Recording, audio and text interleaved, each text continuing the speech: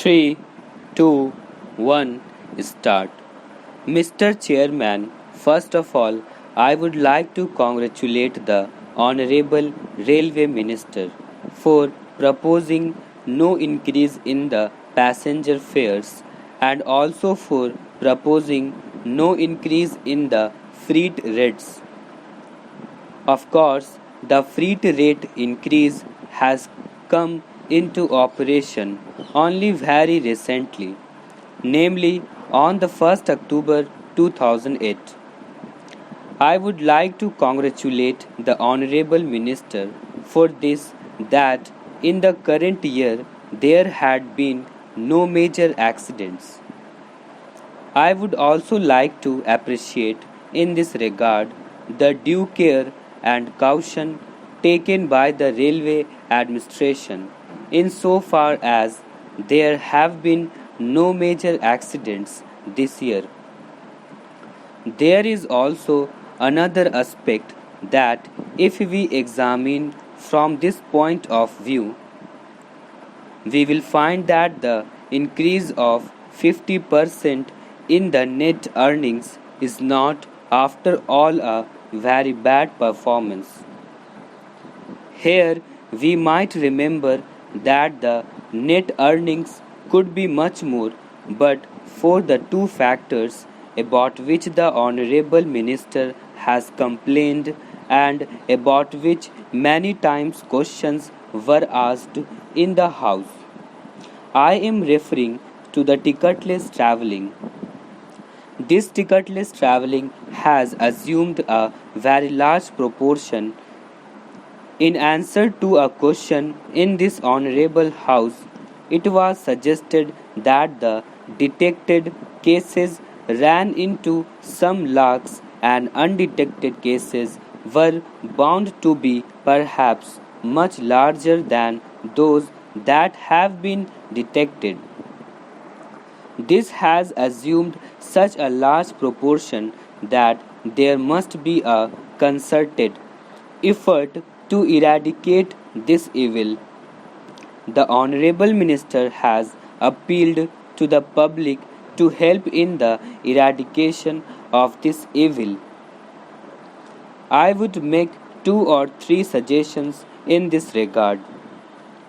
One is the progressive use of intercommunicating coaches, what are known as vestibuled coaches in the train, so that even during the running of trains, checks could be carried out without delay in running.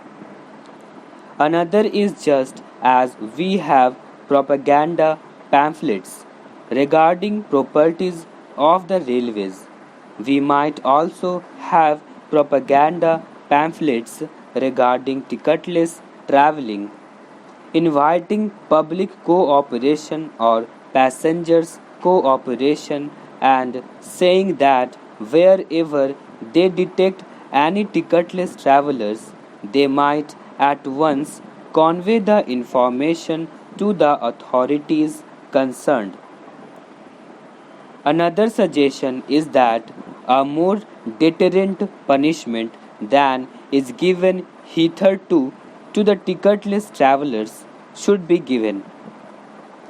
After all, it is at the cost of those who are paying fares that this ticketless travelling takes place or the ticketless travellers are enjoying.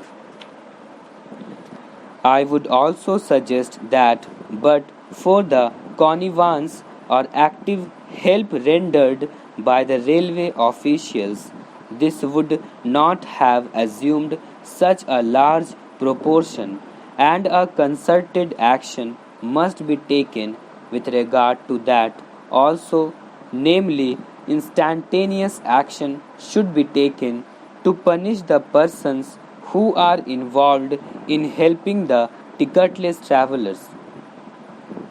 The other thing which creates this gap in earnings is the goods traffic.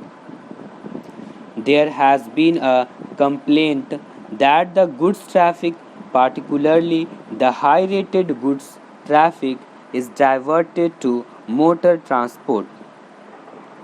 I was reading, sir, a statement made by the president of the Road Transport Association the other day. Of course, the Honorable Railway Minister has said that this diversion is because of certain reasons, that it occurs mainly in such articles that are rated high insofar as the railways are concerned, and therefore there is diversion. There is also the facility in the case of motor transport that deliveries are door to door mainly, and so there is less of handling and therefore there is less expense. There is also another reason that by and large on the railways there is pilferage, whereas in the case of road or motor transport there is less pilferage.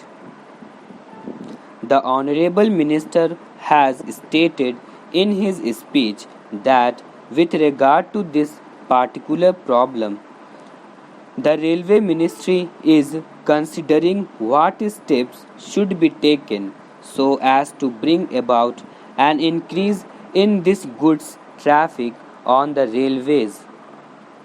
Apart from these, I would also submit that this problem of pilferage should also be tackled a little more vigorously. Apart from the public taking part in it, I would suggest that a considerable portion of the blame lies with the railwaymen in this matter. With regard to these evils that are existing, an easier and more speedy method of punishment and bringing to book the persons who are guilty should be taken in hand. At present, the manner and the method in which these inquiries are held produce delay, with the result that all the evidence is destroyed or manipulated, and the result is that the guilty people get away with it. I would suggest that in the matter of these inquiries, a minimum period should be provided within which time the inquiry should be over. I find that in the matter of these inquiries, the method followed is that wherever there is criminal offence involved, firstly the matter is sent to the criminal court, and after securing conviction, departmental action is taken. I would suggest that the departmental action should proceed rather than follow the criminal action, and it must be instantaneous.